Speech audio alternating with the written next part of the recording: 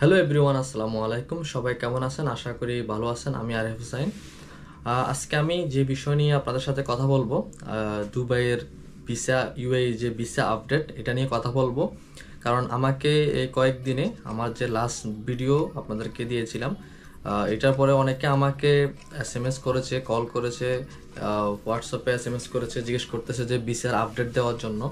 So আমি আবার আপনাদেরকে বলতেছি, যারা আমার ভিডিওটি প্রথমে শুনেন না হয়তো ঠিক মতো, আমি তাদেরকে আবারও বলতেছি, ভিসা এখন পর্যন্ত যে আমি প্রথমে যেটা বলেছি সেটাই এখনও আছে। এখন পর্যন্ত কোনো আপডেট আসে নাই। আর আপনাদেরকে আজকে 26 তারিখ, আর 4-5 দিন অপেক্ষা করতে হবে।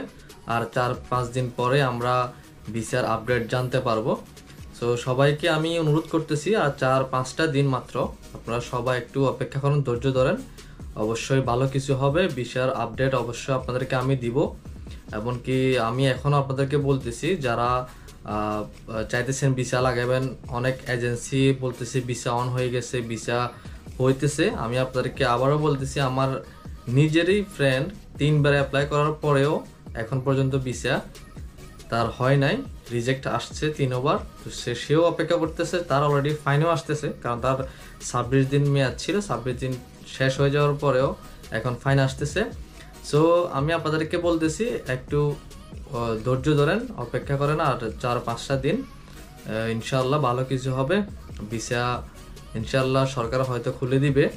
আর যে যে ভিসা আপডেটটা ছিল, যারা ইউএ গভর্নমেন্ট যে 2 মাস যে আপনাদেরকে টাইম দিতেছে, সেই টাইমের মধ্যে আপনারা ভিসা, নতুন ভিসা অ্যাপ্লাই করতে পারবেন। এমনকি আপনারা চাইলে দেশে চলে যেতে পারবেন, আবার লিগেলি আসতে পারবেন। সব কিছু লিগেলি তারা করবে ইনশাল্লাহ।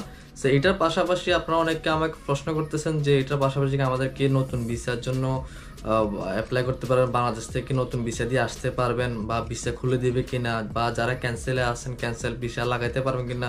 অবশ্যই এই আপডেটটা আমরা আপনাদেরকে 1 তারিখ বা 2 তারিখের পরে ইনশাল্লাহ আপনাদেরকে দিতে পারবো।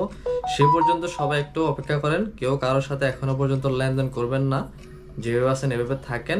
5-6টা দিন, 4-5টা দিন হয়তো একটু অপেক্ষা করেন, ইনশাল্লাহ ভালো কিছু হবে। সবাই ভালো থাকবেন। আসসালামু আলাইকুম।